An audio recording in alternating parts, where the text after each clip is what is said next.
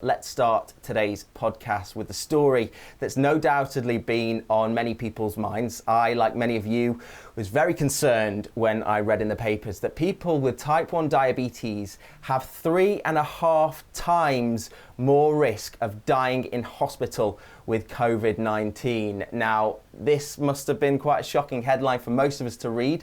How did you guys feel when you saw that news? Yeah, I felt I think because I've been at work the whole time, it's been, quite at the forefront of my mind the whole time, I guess. And then when that research did come out, they moved me, my manager's been great, and they moved me straight to the phone line. So I'm now working, just answering the emergency phone and triaging women instead. So I'm not patient facing anymore. I think it's definitely had an impact. And obviously that risk is even greater for people in the BAME community. So Reece, what was that like for you when you found out? We had to wait a little while to just get, some more figures and a little bit more analysis around it. And a lot of people around me, like my family, become sort of extremely worried because not only, am I a member of the BAM community, but I am a type 1 diabetic as well. And it was a bit confusing because I'm lucky enough to have been allowed to work from home. That's got a review date of the end of July. So I feel quite safe. I can go out and explore, but it's made me feel really nervous just to do the normal things that I was doing when lockdown first was implemented, just going to the stores. My fiance has a heart condition as well, so it's are we just going to be on lockdown and further notice, when the world seems to slowly be getting back to normal. But it was really, really worrying news when it first came through.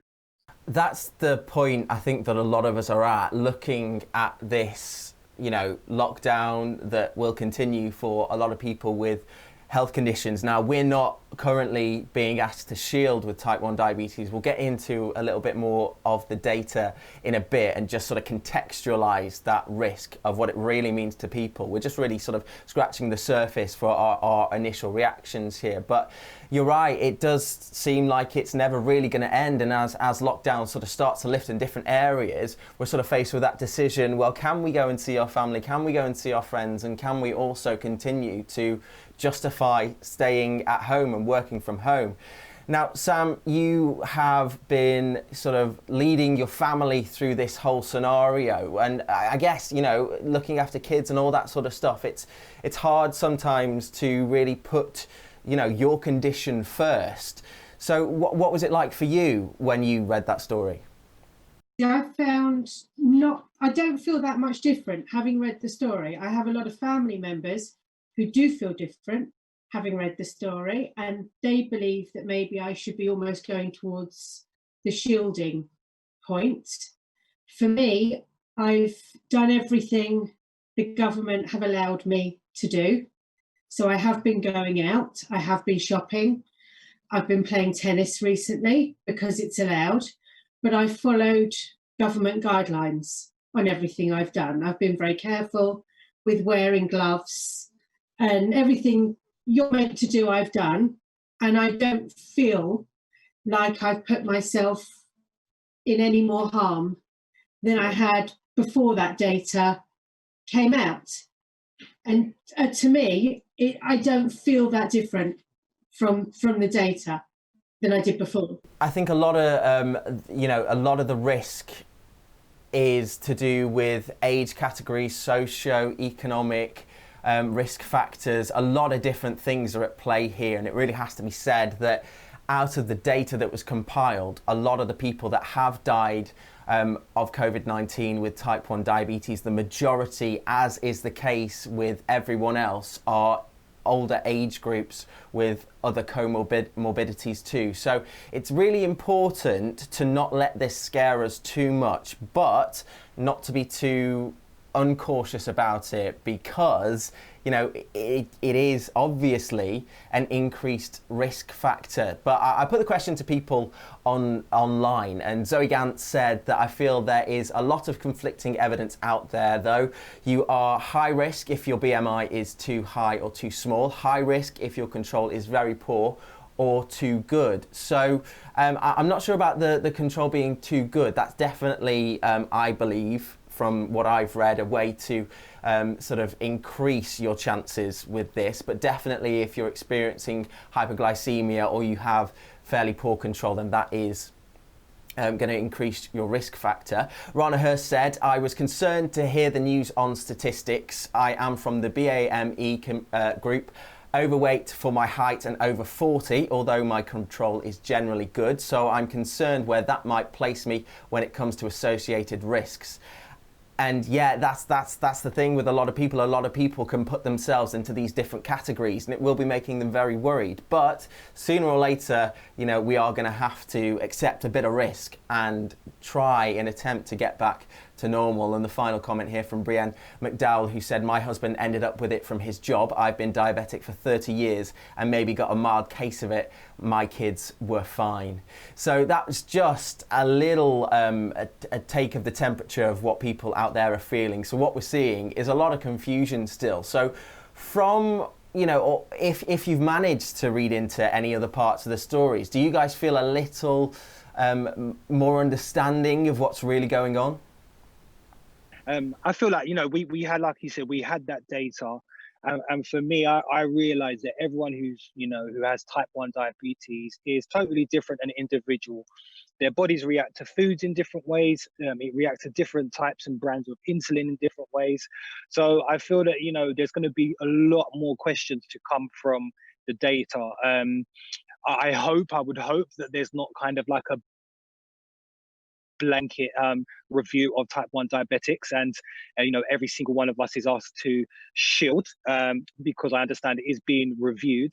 However, I think that, you know, if there are some circumstances and factors that can be taken into account, such as age, your HbA1cs, and that kind of data, and your general control overall, then I feel that would help a lot of people rather than just extending a blanket ban or like lockdown to all type 1 diabetics.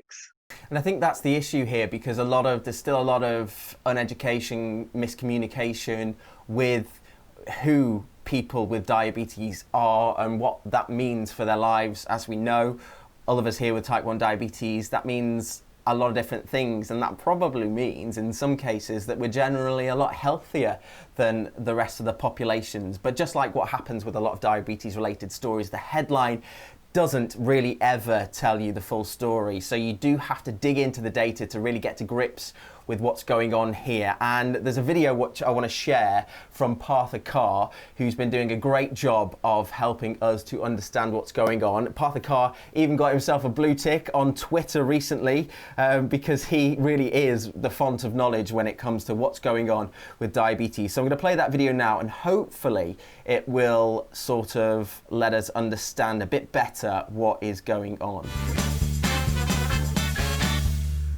Hi everybody. So the diabetes data has come out around COVID-19 and deaths, and understandably there was a lot of worry and anxiety. So we'll try and, you know, as a system, try and support everybody. But just a quick few things to sort of mention. Don't forget that the most important determinant in this is age. And the average age of death in type 1 diabetes was around 72 years old. And for type 2 diabetes was about 78. As with anything across the board with COVID-19, age continues to be the big determinant. Type 1 diabetes does indeed carry more risk than type 2 diabetes. But for parents out there, which straight away raises anxiety, I think it's important to note that the absolute risk below the age of 40 is low. Until the data has been analysed you know, there's been no deaths recorded below the age of 20. So that's reassuring, and we are speaking to pediatric colleagues and associations to look at their views as well.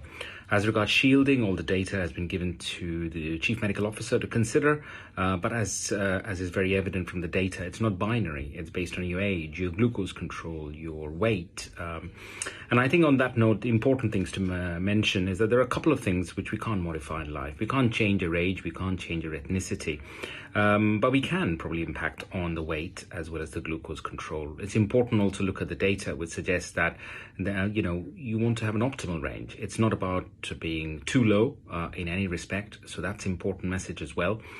But another thing which we should not forget is the issue of socioeconomic deprivation. That's something which is modifiable to an extent, and we all have a part in it, so please let's not forget about that either. But overall, the data hopefully should help shape what we do next, where we are. The NHS is here to help. We've got a national advice helpline set up, and there are self-management platforms coming out for type 1 diabetes, type 2 diabetes, all to help people. And there is no lack of people out there to help. So stay safe. We're here to take questions. Keep washing those hands, and there is no doubt at the end we'll come out through this.